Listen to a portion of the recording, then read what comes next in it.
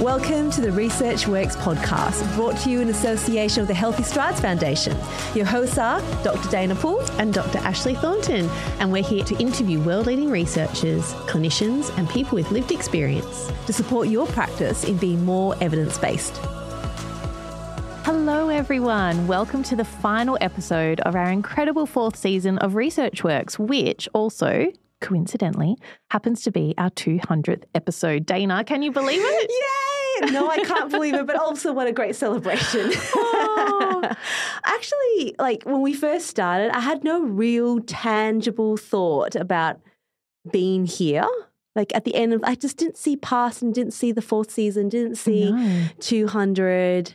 It's actually really amazing. It's quite a milestone. Yeah. It really is. And it's, I think, cause for celebration. It does. I think we should get Ed to put in some celebration music there again. Cue now. 200 episodes.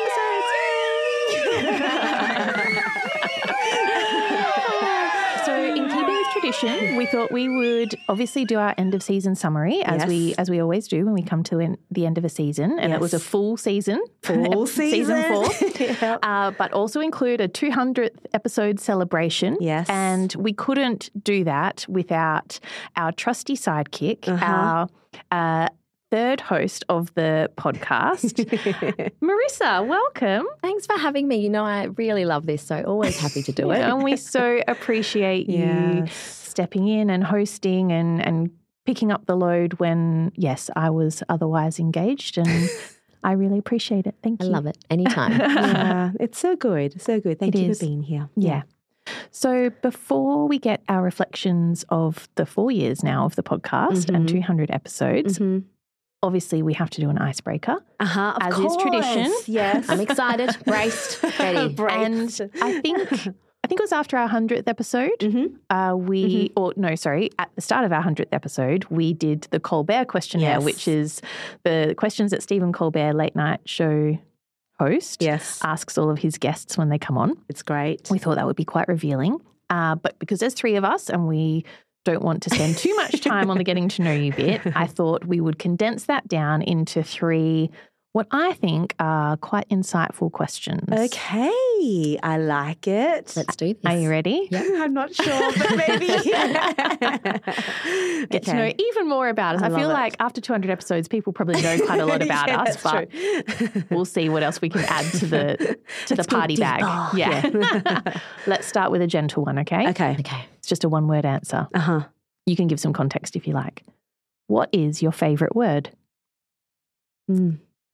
I think my favourite word is, I was going to say awesome, but I actually think it's cool. Cool. I would often say, that's cool. Cool. Yep, cool. As in that's great. That's okay. Cool. Yeah. And if you're trying to brush it, I don't know if I'm living in the 90s, but I definitely use cool. That's mine. Not as in the cold. Not as in the cold. Mine. Yeah, because we spend too much time together. We do. I've reflected a lot lately, and I say cool a lot. And I feel like it's very versatile. It is very versatile. I think it came about because I wasn't allowed to use that word in the 90s because cool was a Bart Simpson thing. Oh. And back then, everyone was really worried that Bart Simpson was a bad influence. Little did they know how the world would evolve. Bart Simpson is tame, but it was like his cool terminology was really bad for us. What was his No, I can't remember his catchphrase. Cowabunga. No, not cowabunga. That's Teenage Mutant Ninja Turtles. Kid there. I can't remember it now. No. Doe? No, that was Homer. It's like, cool man. No. Right, something man. Cool man. No. I don't know. I can't. It's been a little while since I've seen it. Kids of the 90s, and we're so old now that we can't even remember what they said in the 90s. But now I feel like I do say it in a lot of context. And then I heard one of the team members here the other day said, you're old when you start using the word cool for everything. And then I was devastated. And then I realised how much I use the word cool because I use it all the time. It's like, oh yeah, cool. Yep, cool. Yep. Or if I'm thinking about something, cool. And you think about, but then I'm excited. I'm like, that's cool.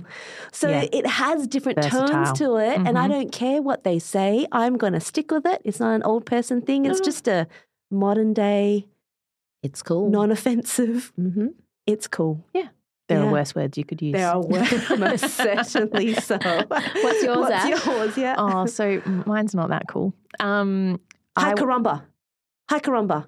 Is that Bart? Yeah. Haikaramba. She's got it. There we go. Okay. Well done, Dayna. Sorry, Ash. It's okay because I'm nerding out on my word. Okay, what's yours? I have loved this word since I first learned it. I can't remember what year I learned it in school, but it's such a nerd. Onomatopoeia. I was not ready for that. Yeah. Is it because you can say it in that kind of way? Like, yes. It's the pronunciation and you can really emphasize you can say it really it. Fast. Yeah. Yeah. I love what it means. Onomatopoeia. Yeah. It's cool. Yeah. It's cool. It's cool. Oh, God. Eat my shorts. That was what Bart We went from the Simpsons to that. We did, Yeah, that's why my mum didn't like Bart Simpson because he said, eat my shorts. Yeah, there's all these... yeah, that's right. Sorry, yeah, we've so really tame. jumped around here on this. That Who was would have great. thought that question would... that was my ease into it question. The one-word answer question. Okay, next question. Okay. What is your most annoying personality trait? Dayna. Okay. So I'm a combination of a creative soul. Mm-hmm. I play a lot of music. It's just I've got that creativity sort of bug in me, but I'm also very diligent. Mm-hmm. And it's no offense to creative people out there, but you can be a little bit, flighty a little bit if you're too creative. But I also have this real The type A. Yeah, so that I can get things done as well. And so what I think I'm really annoying for, but I think you can appreciate it, is I can come up with ideas and then I'll come running in and go, I've got a great idea, and then off I go on it. And so then off we go in another direction for something. It's usually related, like there's a build up to it. But then I do think whilst I live in that space, I do think I might scare people around me every now and then, but I think people love it. I think it's great. I'll come up with an idea and be like, hey, let's do it. And then blah, blah, blah, and I'll follow it through. Yeah. So I don't think that's annoying. I think it's a wonderful thing. Really? No. I think you need to pick another one. Yeah. I was about to say that's a wonderful thing. That's called being dynamic and not settling and Look, I mean, ambitious. I do come. It's usually there's certain places where I come up with ideas. Unfortunately, it's usually the shower or it's the toilet. And when I'm at work, I don't have a shower, but I do come running in from the bathroom with ideas. Yeah. So you always know these. Look, ideas as long as come you're in getting places. ideas, it doesn't We matter. don't mind where they Yeah, come right. from. Okay, Yeah. cool. That's cool. Look, I think mine is saying sorry. It's something I'm improving with, but definitely as a child, you know how people have fine jars for saying an offensive word? Mine was for saying sorry because I Marissa. apologise too much. Tell everyone about the basketball court. So I used to bump into people or they'd bump into me and I'd say sorry. And so I was known. I did improve, and I did improve in my, assertion and confidence to know not to say sorry. Good. So it has gotten better. But definitely a lot of people from high school that would remember me would say that saying sorry was definitely Yeah. for no reason really. Yeah. Anyway, I blame it on having older brothers. Anyway, we'll see. You can see if you can trigger it. Just bump into Marissa. It'd be your fault, but she'll probably say I'm trying to sorry. be tougher. All right. Yeah. Noted. Yours, I'm Ash? going to hip and shoulder you in the corridor and see what happens. I might do it back. I can have change. What's yours, Ash? There are many to choose from. I think about what the people, I think about what my husband would say my most annoying trait would be, and it's probably that I can't make decisions. Oh. Really? Yeah. Yeah. Indecisive is the word? I'm very indecisive. In what areas? All areas. All areas of life. What I want for dinner, what we might do on the weekend, what we should name our children. So I'll go through like this a prolonged period of indecision. Yes. And then I decide. And then that's it. My mind can't be changed. Wow. So okay. So there's a process. There's a process. For you. For me. Yeah. Yeah. Internally, like I'm fine with it, but it's quite challenging for people around me. I just need time. Okay. I need time to mull things over, weigh up the pros and cons. It's not something that I'm very good at talking out. Like it goes around in my brain for a long time and then I have clarity on what it is. But until that point, I can't push it. I can't push it. Okay. And the more you push it, the longer it takes. Yeah. Well, that's a good thing for everyone to know about. Yeah. That's cool. Yeah. See, I'm saying but yeah, so it's not very relationship friendly. I think, I'm looking at the positive in that you're really weighing up every decision and you're going to have a great, once you made the call, you made the call. Yeah. It's great. It normally works out okay. Normally works out okay. Except for dinner. Yeah, there's only so long you can wait for that one. Yeah, you can't prolong that. No, that's true. That's true. That's a good one. Okay. Okay, and the last one. What is your idea of perfect happiness? Back to you, Marissa. I was thinking about this and I thought it's just when you laugh like no tomorrow. You know, when you get those real laughs where you uncontrollably laugh and it happens with a few very dear friends or family and you just laugh or get the giggles and you have fun and be silly. To me, that is the times you forget about any worry you have and it is just genuine, pure joy. Yeah. I love that. Take me there anytime. That is great. Yeah. And often you can't always pick when it's going to happen. Yeah. And normally it's not over things that necessarily warrant that amount of laughter. No. But it's happened always before a podcast before. So I'm sure that will come up in some reflection. I know, me too. I didn't know whether to say it or not. You, Dayna? No, that's good. Look, I love a good dinner party. And I feel like the older I get, the busier everyone's lives get with kids. You don't tend to have them as much anymore. But I do love having a celebration where I was house sitting for a friend. Actually, she's been on the podcast before. She's got a lovely wood fire pizza oven outside by the pool. And I was cooking a lovely pork belly and it was perfect. And it was a bit of wing in it, but it was perfect. And we're all around there and we're bringing the food together and we're sitting there and we're just chatting for hours till, late night. Yeah. That to me is...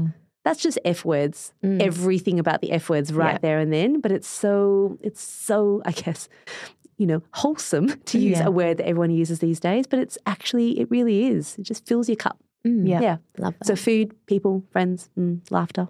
Yeah. Take it all. Love that. Wonderful. Yeah. What about you, Ash? I agree with all of those things. My idea of perfect happiness would be as the sun sets down at the beach on a really, really hot day. Yeah. And the water's really still. Yes. And you've got some dinner and all the people that you love around you. That's beautiful. That sounds lovely. Yeah. And in WA, we have the best beaches, that's for sure. Come visit. Next week it's warm. Yeah. Next week it's warm. Yeah. That's right. So if you're thinking of coming to visit. That's right. Come on down now. All right. Okay. They were good questions. Yeah. Thank you. Thanks, You're Ash. welcome.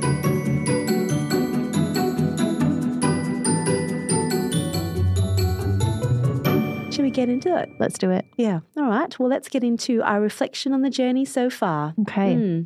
So, Dayna, I've got the first question, which we like to do on the podcast here. And I thought I would start off by asking about your original vision for this podcast, because it was an idea that, germinated, over 4 years ago now. Yes.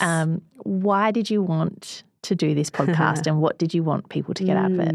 I actually remember the moment very, very clearly. It was one of those, probably one of my annoying trait habits again, where it was like, oh my gosh, I've got an idea.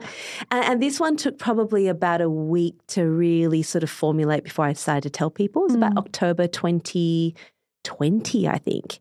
And I was sitting at my desk and I was just hearing what people were saying about being evidence-based. And I remember being frustrated that people weren't able to keep up as well with the latest evidence. And I thought, actually, it's not their fault because they don't get access to all these research articles. I'm a research fellow, so I have access to the university databases, but that's job-based. Yeah. If I didn't have that, I wouldn't have access to it out in the community.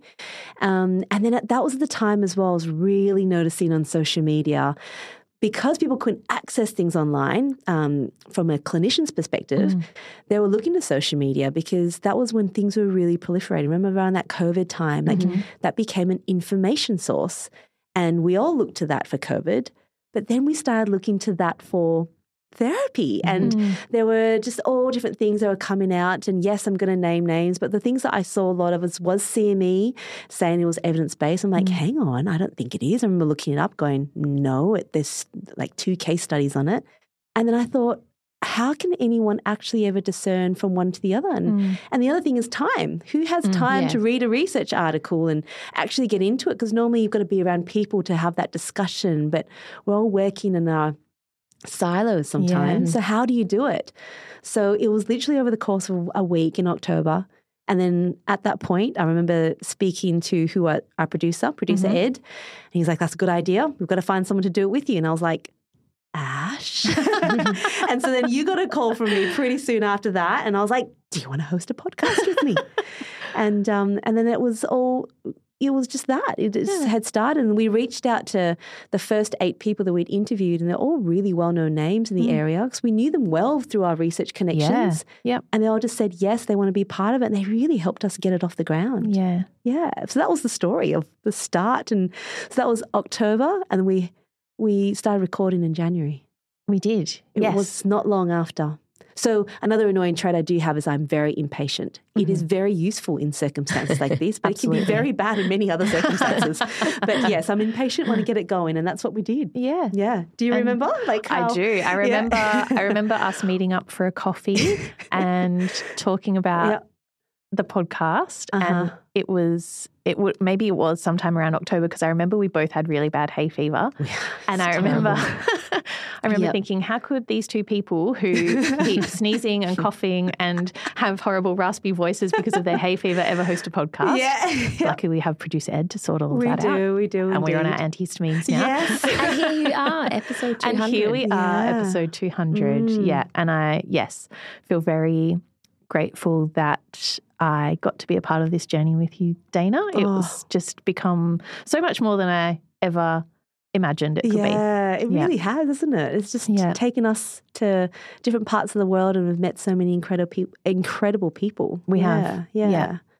For me, I think it's the fact that there's always it's the people you do it with. And so it's the same for me. Like to be able to do this with you, Ash, and Marissa, for you to be able to come and join the team as well. It's been such a great ride. Like it's 4 years, but it's gone by so quick because it's just in it with friends. Yeah. And Marissa, your ability to jump in at the drop of a hat when required, but also, to come in and co-host alongside Dayna.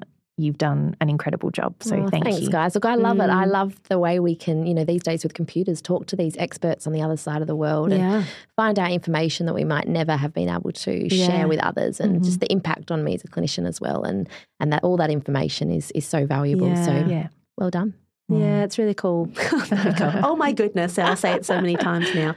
But I think it's also just the metrics. The way that metrics are often done for researchers is how many journal articles you can publish and citations. But I kind of go, well, again, let's get it out to the masses. So that's why this is available and freely available, because I think it's an important metric that we haven't got onto it. Yeah. Yeah. All right. Well, I've got the next question. Okay.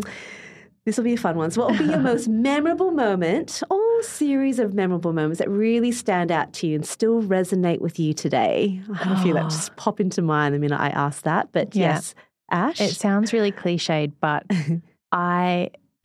the most memorable moment for me would be the few seconds before we started recording our first episode. And I can remember my heart I thought that for sure you would be able to hear it on the microphone. I was so nervous because I think our first episode, we didn't feel confident to bring in an external guest at that point. So we thought we'll just kind of interview each other and see how we go. And we talked about one of your papers, Dayna. Yes. Yep. But yeah, I thought you've got to keep it together. Like if you can't even get through one episode with Dayna, how are you going to be able to host this podcast with guests, external guests? And all that anticipation and anxiety, and I'm sure if you don't do it, but went back and listened to that episode, you'd be able to still do hear it. And I cringe at that. But, it shows growth and development. And, we should be proud of how far we've come. But, I won't ever forget that feeling, I don't think. I remember that room really clearly because we had to hire space back then, and everything was in a suitcase. Yes. And this space was beautiful. It looked beautiful, but it was like a soundproofing nightmare. There was basically no soundproofing. Yeah. And I was really pregnant. You were I was so pregnant. Yeah. Really breathy and out of breath all the time, especially from walking up the stairs. And it was really hot in there. We couldn't turn the aircon on because it was super loud. That is actually a proper memorable moment. Yeah. What about for you, Marissa?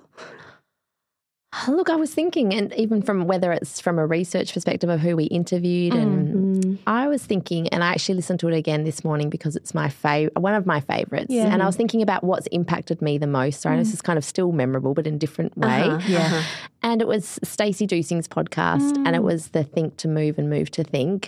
Yes, I love that one. And I feel like when I think about something, obviously there's been many amazing things that are very memorable, including when we laughed so much before a podcast started. That was a very memorable moment when Dayna and I got the giggles and could not control our laughter. Wait for Eddie. Like, oh my gosh, hold it together. We did pull it together. It was quite amazing.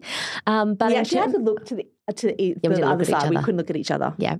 So that is probably that's just a personal one. But in terms of memorable moments from a just something that's really stuck with me, and I think about now when I do assessments and talk to families, and when we talk about programs and interventions, it's that idea of you move to think and you think to move, and scaffolding ways for play and engagement. And I think it's something that impacts my world on a daily level, whether it's at home or even at work as well. And I think it's that active buy-in and that engagement. And I just love the way she talks about that. So that for me has been a real standout. I'm pleased you said that, because I was thinking about, and we'll talk about a bit more about specific episodes and things down the track as well. But sorry, did I jump the gun there? No. I think it comes into all of the questions that we're going to talk about. But Stacey was someone who came into my head as well.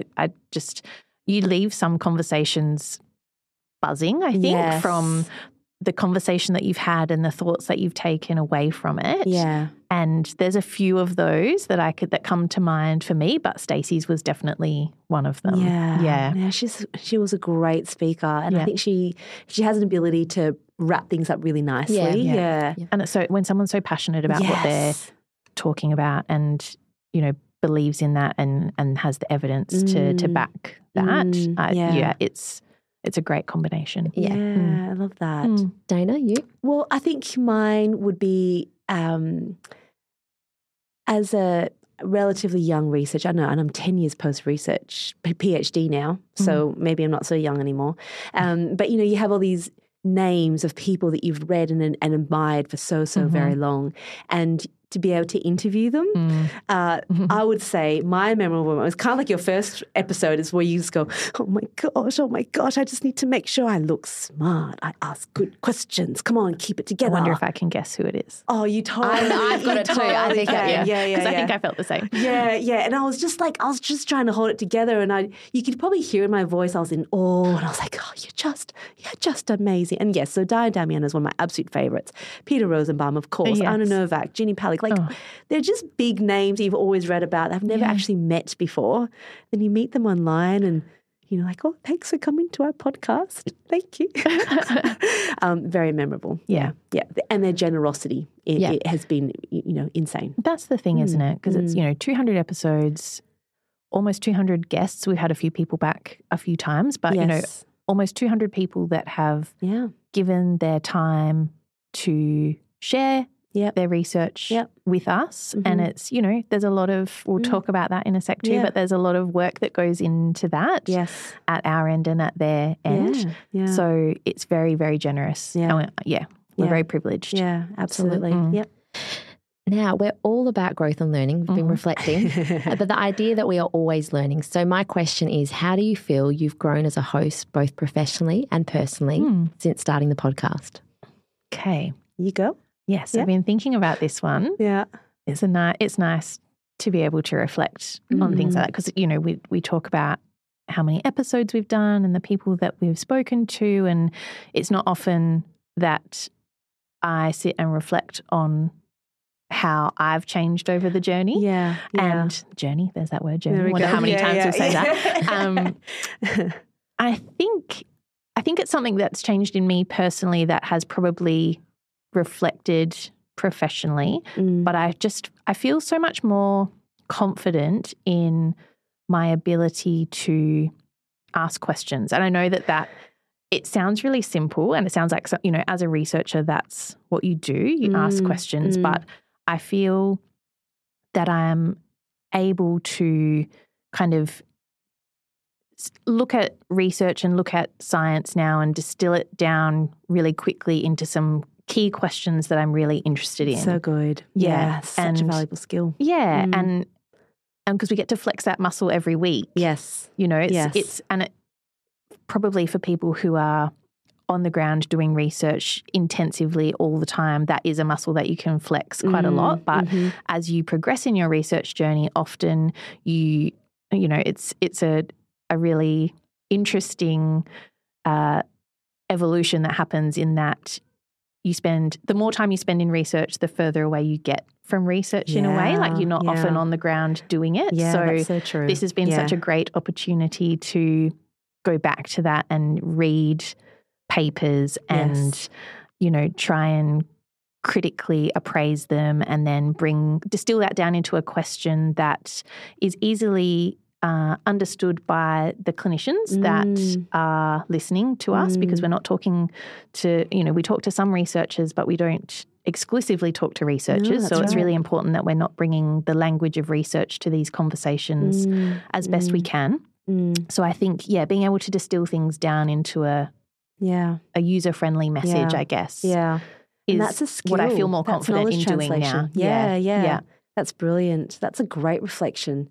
And I mean, mine probably feels quite similar to that. But I would say that I'm a person that likes to be able to ask a question after I've got lots of time to think about things. And, you know, I'm not the type to be, I'm not fast. I'm not very fast. If something's happening and I go, oh, these are great questions I can ask. I'm a typical George Costanza in Seinfeld where I want to come back to the conversation and go, hey, I have the perfect, you know, comeback. Yes. But what this has done for me is I now can just critically ask questions quite quickly. And that has come probably from the conference series where there's just like, you know, 25 people to interview different topics, and you're in there and you've prepped, but then you've got to go, okay, you've got to be adaptable. And can I ask a question where I can get as much out of that person to be able to highlight their work in that way and still make it, you know, user-friendly. Yes. I think that has been really good for me. And for me professionally, I just love that my finger's on the pulse. Yeah. You know where the current research is at. I don't feel like I can, nothing really surprises me at the moment because we're just reading everything that's currently being published, and it's a beautiful place to be. It really is. If you're listening to the podcast, you're at that place too. Yeah. So you can be really confident about that. I love that. Yeah. What about you, Marissa? Awesome answers. Yeah. Oh, yeah, I didn't realise this was coming back my way. I was just asking it to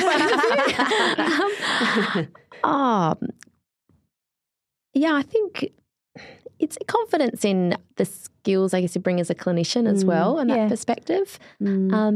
And I'm trying to think of a good answer now. I didn't, sorry guys, I was thinking more direct. I've noticed that the change in you, like the first time that you sat in front of the microphone and how, forgive me, nervous I had to swallow a lot. Yeah. And, you know, you were quite visibly nervous to sit here now, and you look so at ease and confident in what you're doing and articulating your points. Like, I think, it's incredible. Thanks, Ash. Thank you. I think that sums it up. The nerves aren't here anymore to that level, and I actually can just enjoy it and appreciate it for how incredible an opportunity it is and so great to be a part of. So it's good. It's good. Yeah.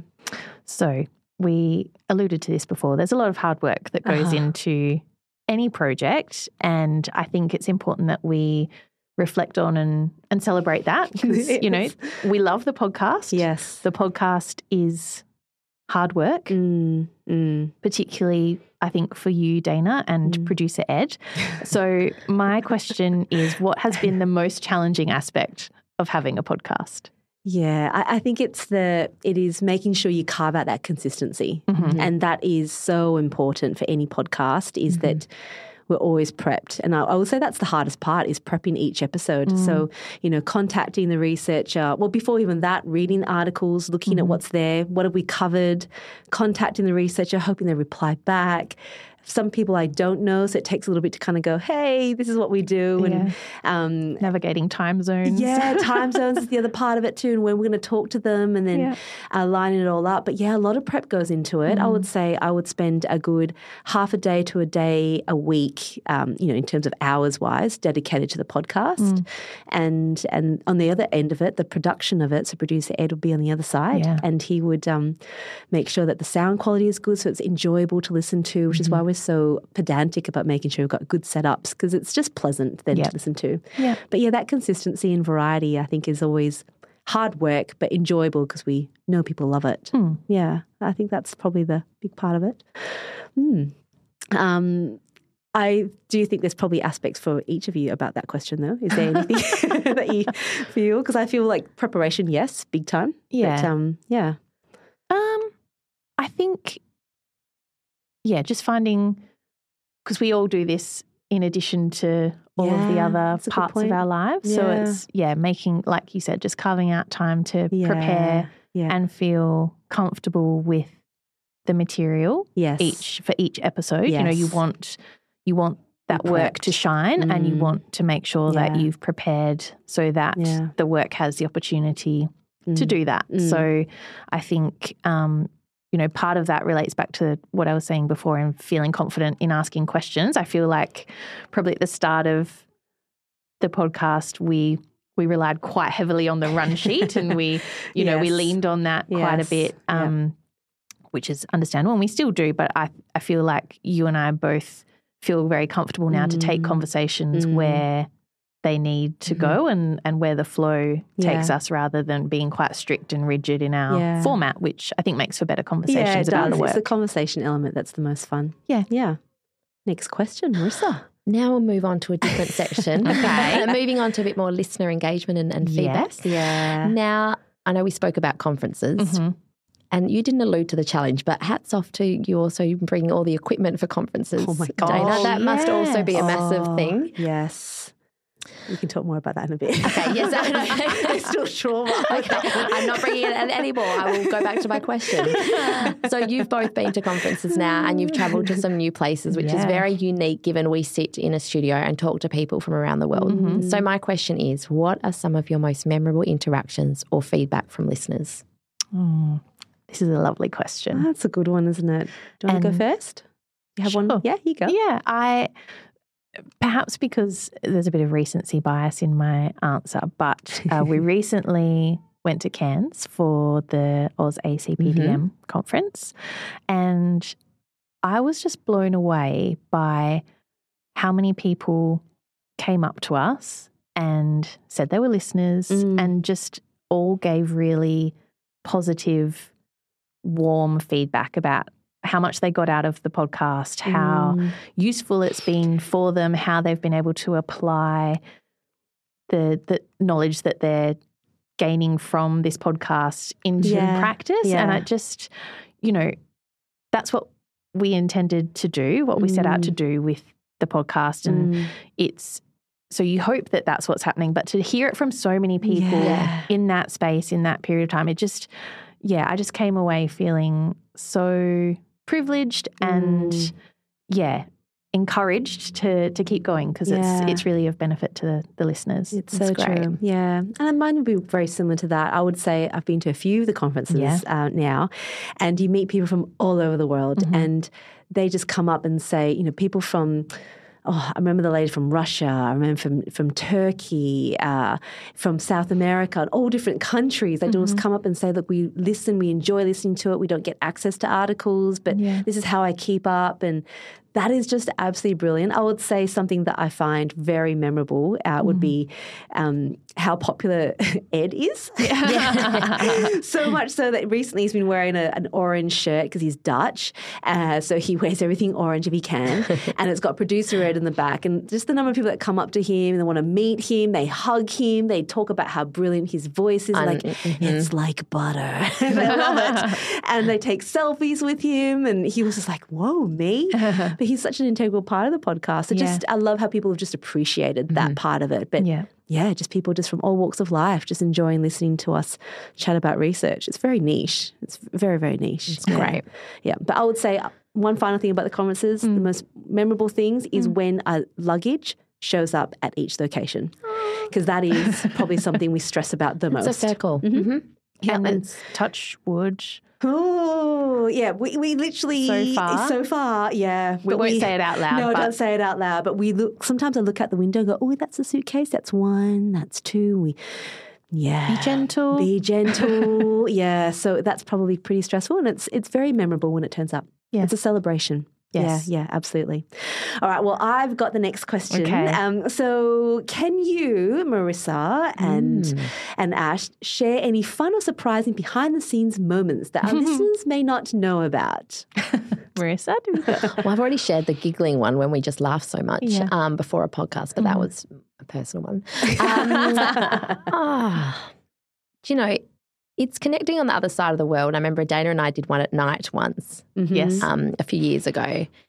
And I remember coming in at night driving, which is always a bizarre thing because, you know, my work hours are daytime. Yeah, driving in. 26. Yes. Yes, well done. And I remember driving in and thinking, isn't this amazing? Like, I'm going in to talk to someone on the other side of the world who's like, I'm about to go to bed after this, and they're, you know, their daytime. And here we are talking about something that was actually just incredible. Yeah. So to me, that was just pure fun and surprise. And like, when would I get out of my pajamas to go and do that at night? It was wonderful. Agree. Except I didn't get out of my pajamas. I came with my UGG boots on. Did you? That's right. That was another one that we came in here for, right? Yeah, Friday night. It was quite cold. It was really cold. I had beanies. Yes. Yes. Yep. It didn't used to be filmed.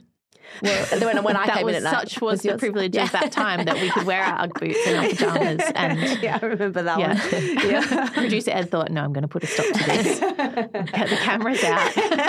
What about for you both? I'm intrigued to get your responses. Okay, this is a very silly one, but quite consistent. Whenever we talk to someone online, we now have to say to them, when we say goodbye on the show, please don't hang up, because we always like to spend a little bit of time debriefing and saying a proper offline thank you to them. And the reason that we now preface our conversations with that is that we did one episode and we hadn't said any of that, and we said goodbye on the podcast and our guest hung up. And and we didn't get any time to say a proper thank you. Devastating. And we were devastated because we thought, they think that's the end of the interaction, you know. It's just a record and done and off you go and we'll see you next time. And no, we like to take time to thank people properly, to debrief, to answer any questions that they have. And so, that always just sticks in my mind. Such a good one. And that episode was with Diane Damiano and Ginny Palick. And, you know, I was dying. I was like, no, Diane, Ginny, stay on. I'm so sorry. So after that, we usually say that in a panic. But sometimes behind the scenes when we're doing sound check, I would say we're often talking to them going, you know that cat that's meowing in the background? Do we think we can move the cat?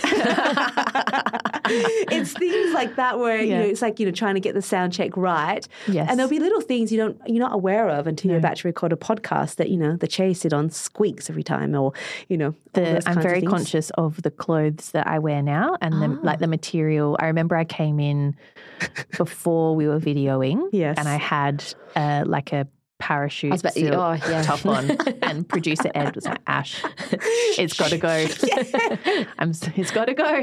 That's another Seinfeld reference. Oh my gosh, I'm a Seinfeld girl. Well, I've stopped wearing my watch because I keep clunking it on the table, so I don't do that anymore. I'm being very weary today every time I move my hands. Yes. Yeah. Same. So we've all learnt our lessons.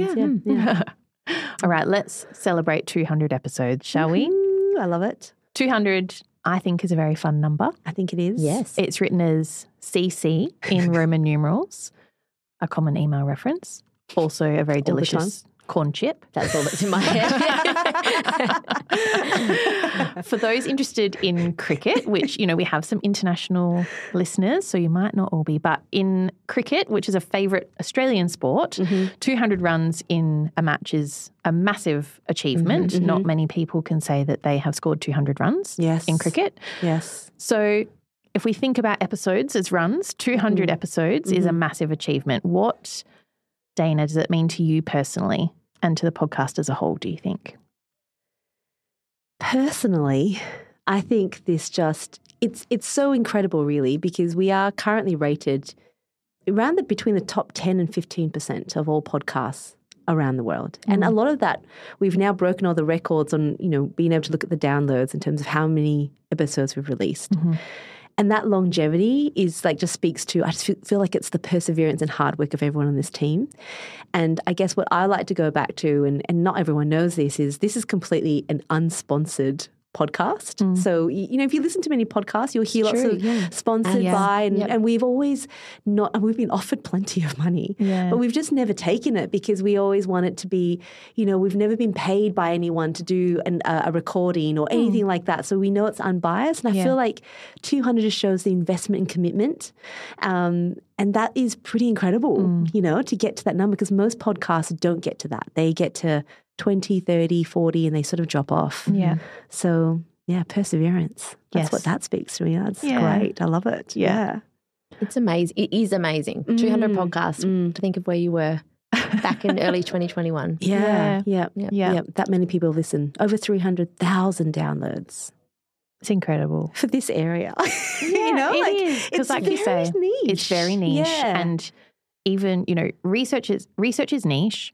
But then when we talk about child health research, talking about an even more niche area within an already niche area. Yes. So to have, 300,000 downloads across 200 episodes is, I just feel really proud. Yeah. I feel really proud of, the team and all of the incredible hard work that goes into getting one episode out, let alone 200. Yeah. When you consider the fact that those episodes have been recorded all over the world now, not just listened to across the world, but have actually been recorded all over the globe. Yeah. It's, I just feel really proud. Yeah. You both should. Now I'm going to keep moving through. I know there's a lot to talk to, but I don't want to take away from that either, because 200 is truly incredible. Incredible. So to both of you, but also to producer Ed. Yes. Well, none of it would happen without. And that's what I know. He won't want me acknowledging him. I can't see him right now. So I know obviously we've covered a lot and a big range of topics you've covered in those 200 episodes. But has there been a topic or theme or guest that's really stood out to you? And I know we've had a lot of very memorable absolutely guests. So many, yeah. And from that, has there been any collaborations that have come from that? Good question. There's definitely topics that stand out to me. And we spoke about it before. You come away from some conversations buzzing about, filled with inspiration and energy for what you've just talked about and what you want to do as a result of that. And then there's some conversations you feel that way, but in a way where your brain has kind of been stretched and you need time to really think deeply about what you've Daniel Navon. Yes, that's what I was just about to say. So the one that really stretched my brain and made me just think really deeply before, during, and after we recorded that episode was definitely Daniel Navon and talking about, the ethics around genetic testing and how we navigate that space as, a relatively, I suppose, in the scheme of research and the time it takes to get work out there, a relatively new area to consider for researchers, but also for families who are navigating a diagnostic journey. And that one really sticks with me as a very powerful episode. Yep. So impactful, wasn't it? Yeah. And you hear parents talk about this all the time with genetic testing. You go, oh, wow, this is it. Yeah. This is the ethics. What do you do? Yeah. So many more questions. Look, I would say that. I love that you thought that as well, because I remember my brain I could not stop thinking about it. But this sounds so simple, and I'm glad in a way it's so simple, is that our brains, it was like confirmation that our brains, in terms of how we learn, is the same. There's nothing particularly magical or different about a child's brain, a child that's got a neurodisability, because we've got to think about the fact that this is how we learn. This is how our bodies learn.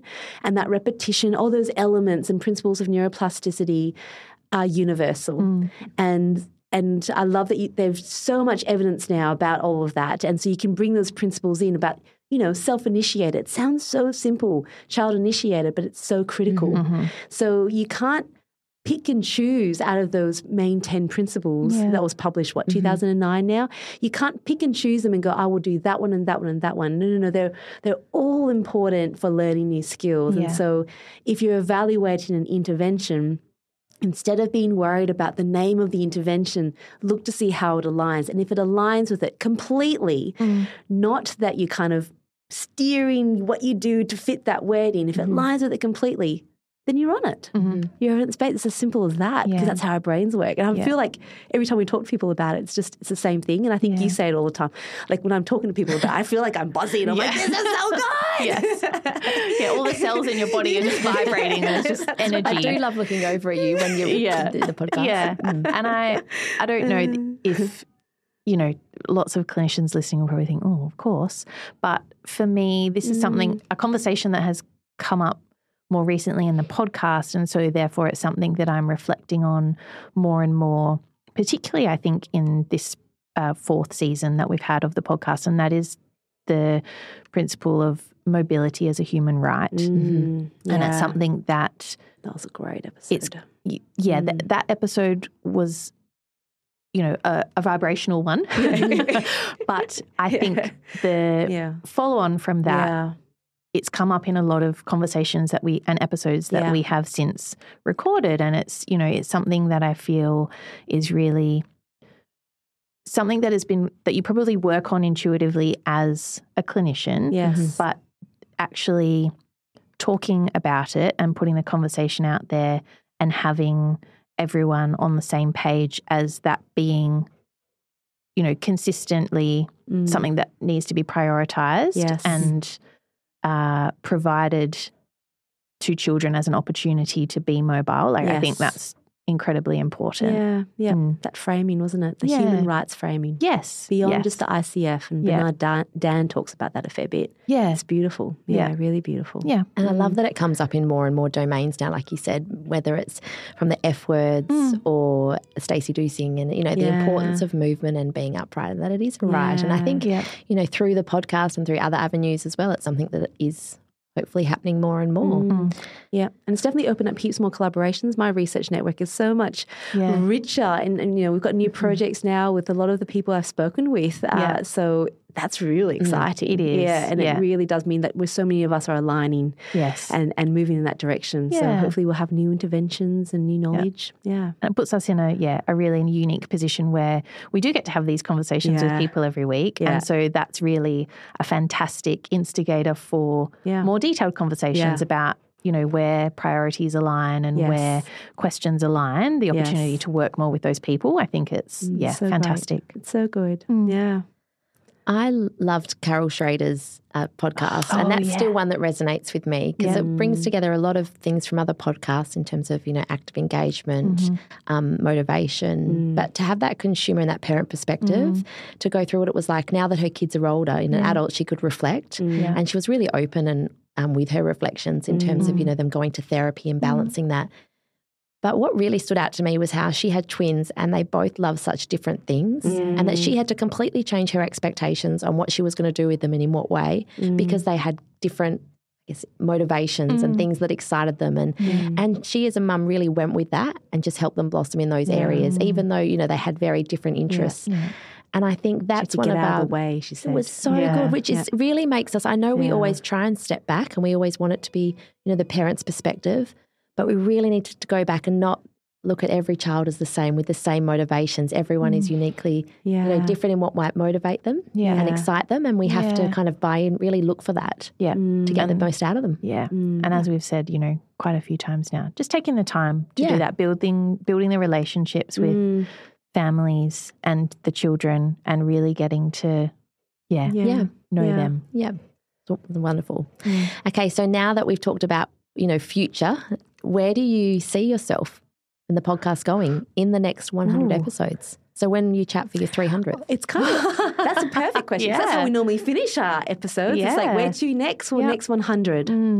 The thing I love about research is that you never really, I suppose, fully answer a question. You in research, you end up in asking and answering a question, I think you end up with more questions, which means that there's always going to be more people to speak to and more work to discuss and share with our listeners. And so I'm really excited that the next 100 episodes brings an opportunity to continue to be at the forefront of research in child health and be able to share that in relatively real time with our listeners because, you know, we talk in knowledge translation about the gap between work being published and then being implemented into practice, and it's a long time. Yeah. You know, I think the most recent evidence on that is, I think it was around 17 years. 17 years.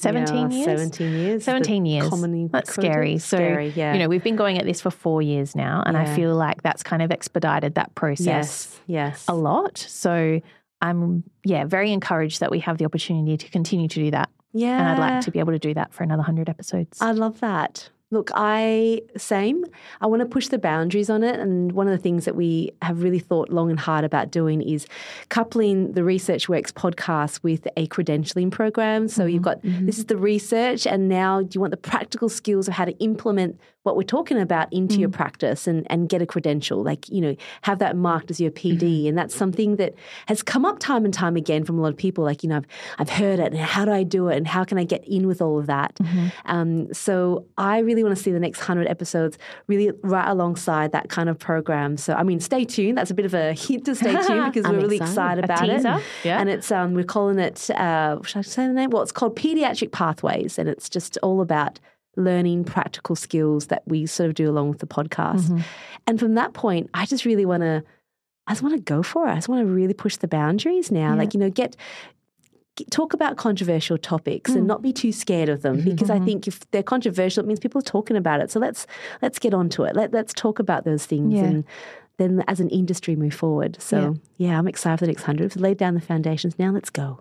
Go. Springboard. Yeah. I'm excited. Hold on to your hats. Well, before we run out of time, because I do think we could chat for a very long time, we thought it'd be really good to go to Ed. And he's put on the music. There he is. Hi, Ed, as you all know, is our producer. We keep saying he doesn't have a background in child health, but I'm beginning to think that he does. He has done an incredible job listening to all of these things. And look, we're not going to do a 60-second pitch to you, because I think if you're listening to it, I don't know if I could do a 60-second pitch to you at this point. But Ed, we thought we'd ask you a question because... Oh, really? Yes. Well... You've often had the job where you're suddenly sprung into a topic. We never actually tell you. No, we don't. Poor Ed. We do forget. We're like, oh, Ed, we're talking about this today. We're talking to this person. He's like, okay. He's got no prep. No prep. We talk about how important it is for us to be organised and prepped, and poor Ed gets none of that. But it's become the fun of it in a way, because his job is to listen to the episode and kind of go, all right, what questions haven't we asked and what's really practical? Yeah. So, Ed, without any of that background, I'd love to hear your reflections of how you go with all of that and asking a question. You know, do you sweat it? Do you feel like is it easier these days? What's the deal? It really depends on the topic. And I'll be honest, when the podcast was initially formed, we had kind of workshopped quite a few ideas about the format. I thought, look, we definitely need to have multiple hosts, because I think different perspectives adds like different elements to the conversation. And then we thought, well, let's see if we can just find a 60-second pitch to like the everyday kind of person. And I think out of necessity, then I was the third person in the room at that point. And I think I kind of dug a bit of a hole for myself, because rather than just push a bunch of faders and, you know, have a cup of coffee or scroll through my phone during the podcast, now I kind of have to pay attention and take some notes. Really shot yourself in the foot. Yeah. just a little bit, but it's been super enjoyable, and getting an insight to how, research works in the health field, and incredibly eye-opening. And I feel a little bit more confident with my questions these days, and they don't tend to be just direct responses to the 60-second pitch, which does help. And I do have computers in front of me, so when complex topics kind of come up, you do a little crash course. You're very quiet. And so sometimes, like, I'm looking up what the acronyms are, because the acronyms kind of get used interchangeably throughout the conversation. That's fair. Yeah. So I'm looking those up, and if I get really lost, then my good friend Chad, who is short for ChatGPT, gets a little request for a summary of the article, so I can scan through that. I don't get Chad to write the questions for me, so they are my own. Yeah. Which is why some of them are a little bit silly from time to time. But overall, I've really enjoyed it. But it is a lot of work to kind of keep a track of the conversation. Especially when it's certainly not my area of expertise. So, but really enjoyable and incredible people doing incredible things across the globe. So. Yeah, that's good. Well, I'm grateful that you're here. Yes, I think your perspective is such an important one because, you know, we talk about being able to break research down into a way that is more palatable for people, you know, hopefully for clinicians to be able to take it and implement it into practice. But I think the Tell It to Ed segment is such an important part of that to really help researchers explain those key concepts. It is in a the way. important part. Yeah. And you guys are just the window dressing. That's it. We're just the entree. The opening act. Yeah. But your questions are really insightful, Ed, and I think it really, it certainly adds value to what it does. And we never know where it's coming from. No. We sit here and go, I wonder where he's going to go with it. But that's really genuine and it's real. And you've got a great strike rate with our guests saying, what a great question. I know. That's right. To be honest, No pressure. I actually just spliced those bits together. Oh, okay. They never say that at all. That's very clever. Well, I hope that summary of, 4 seasons, 200 episodes was one that gave you some insight into some background and what's happened. And we're so excited for more. You know, we have also just created another podcast that's very aimed at families because obviously this is very research and clinician driven. We will get a lot of families going, it's good, but I really need something a bit more tailored for us. And so Therabytes is the one that spun out of this. Forgot to mention that before. And a lot of parents are listening to that too. So I think, you know, we'll see where it goes. We'll see where we can head and what information we can share. Yeah. But thank you. Stay tuned. Thank you. Stay tuned, yeah. I'm excited. Yeah. We'll wait for next season. So stay tuned for season 5. It's going to come at you in the new year. And we really have quite a great plan for you too. Yes. So, yes, enjoy Christmas holidays, New Year, all that kind of stuff. Yeah, and thank you for listening. This podcast wouldn't be what it is without all of our amazing listeners as well as our guests. So thank you for supporting us. Yes. And, you know, please, if you've got people on your wish list that you would like us to speak to next season, let us know and we can do our best to get them on. Yes, absolutely. Yeah, we'll do that. Yeah. Well, for now, take care of yourselves. Have a great holiday season. We'll talk to you all next season. Yay. Bye. Bye.